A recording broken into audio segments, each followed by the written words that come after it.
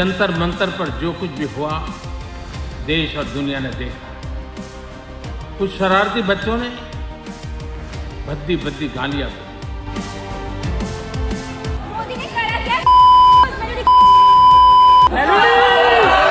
मुझे तो गालियां दी गई, मेरी स्वर्गीय माता को भी गालियां दी गई। न जाने कितना भद्दा स्वरूप था। और बचपन में गलतियों से सुधरने का अवसर भी होता है, और यही तो बचपना है। एक गुमराह बच्चे हैं, उनको राह दिखाना हमारा काम है। उनको सजा देना, अदालतों के चक्कर कटवाना, समाज में उनको प्रताड़ित करना, इससे हम परिस्थितियां नहीं बदल पाएंगे। जंतर मंतर पर 23 जुलाई को हुए प्रदर्शन के बाद एक नाम लगातार सुर्खियों में बना हुआ है, रुचिका सिंह। प्रधानमंत्री नरेंद्र मोदी के खिलाफ कथित आपत्तिजनक टिप्पणी का वीडियो वायरल होने के बाद उनके खिलाफ 0 FIR दर्ज की गई है।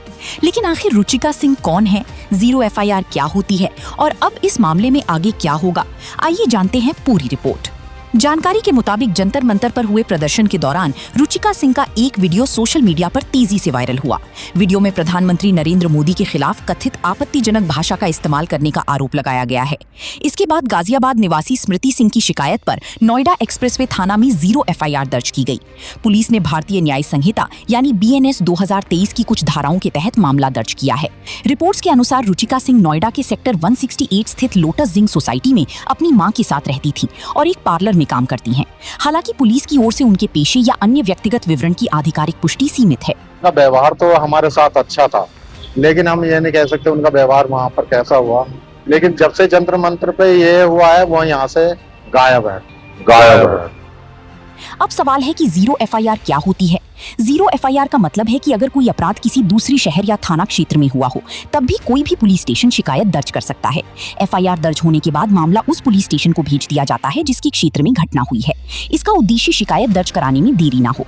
इसी बीच सोशल मीडिया पर अभिजीत दिप्के समेत कुछ लोगों के बयान भी वायरल हो रहे हैं। उन्होंने कथित तौर पर रुचिका सिंह का समर्थन करते हुए अलग अलग दावे किए हैं। हालांकि इन दावों की स्वतंत्र रूप से पुष्टि नहीं हुई है और इन्हें जांच का हिस्सा नहीं माना गया है। अभी देखा कि एक लड़की के ऊपर गाली देने के लिए केस किया गया है। तो एक बात तो ये है कि अगर आप केस कर रहे हो गाली देने के लिए, तो उन बीजेपी के IT सेल पर कब केस किए जाएंगे जो इतने सालों से लड़कियों को गंदी गंदी गालियाँ ऑनलाइन दे रहे थे। क्या क्या शब्द इस्तेमाल नहीं कर रहे थे वो लड़कियों के लिए, कहीं से भी वो इज्जत नहीं कर रहे थे लड़कियों की। और वो लोग प्राउडली अपने बायो में लिखते थे फॉलोड बाय PM मोदी। ऐसे लोगों ने लड़कियों को गंदी गंदी गालियाँ दी है, उनके ऊपर केस कब होंगे? तो ये क्या चल रहा है? इस देश में 2 कानून चल रहे हैं क्या? यूथ के लिए एक अलग कानून है और बीजेपी और उनके नेताओं के लिए अलग कानून है। और गाली देना कोई अपराध नहीं है। गाली देना इज नॉट अ क्राइम। अगर कोई गाली देता है वो बुरा हो सकता है, वो बुरी बात हो सकती है, तो उसको आप समझाइए, उसको आप कहिए कि गाली मत दो। लेकिन केस किस बात पर किया जा रहा है? अगर गाली देने पर केस करना पड़े तो सबसे ज़्यादा केसेस जो होंगे वो बीजेपी IT सेल पर होंगे, क्योंकि सबसे ज़्यादा औरतों को गंदी गंदी गालियाँ उन्होंने ही दी है। और बीजेपी के नेताओं पर होंगे जिन्होंने इतनी गंदी गालियाँ इतने सालों से दी और पार्लियामेंट के अंदर भी दी है। अब इस मामले में सबसे बड़ा नया अपडेट सामने आया है। सोशल मीडिया पर एक वीडियो वायरल हो रहा है जिसमें रुचिका सिंह हाथ जोड़कर माफी मांगती हुई नजर आ रही हैं।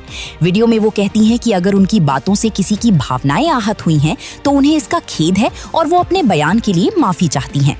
हालांकि इस माफी का कानूनी प्रक्रिया पर क्या असर पड़ेगा, इसका फैसला जांच एजेंसियां और अदालत ही करेंगी।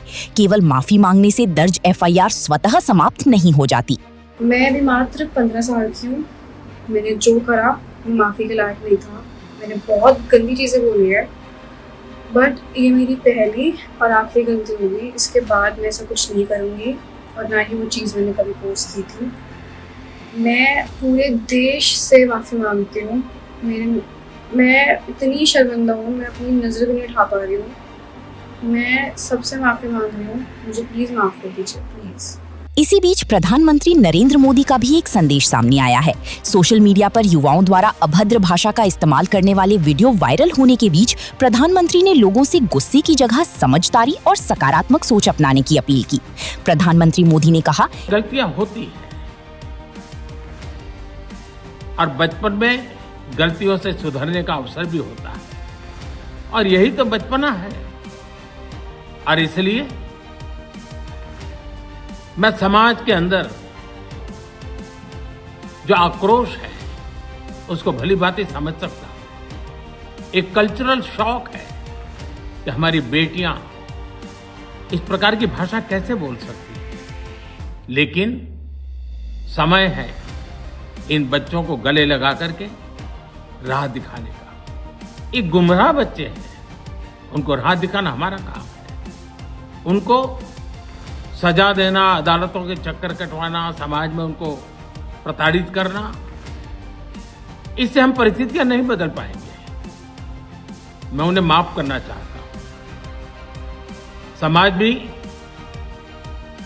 मेरी इस बात को स्वीकार करे। फिलहाल मामला जांच के अधीन है। दिल्ली पुलिस आगे सबूतों और तथ्यों के आधार पर जांच करेगी।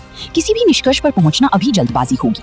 आप इस पूरे मामले पर क्या सोचते हैं? अपनी राय हमें कमेंट में जरूर बताइए। वीडियो पसंद आए तो लाइक, शेयर और सब्सक्राइब करना ना भूलें। धन्यवाद। जय हिंद।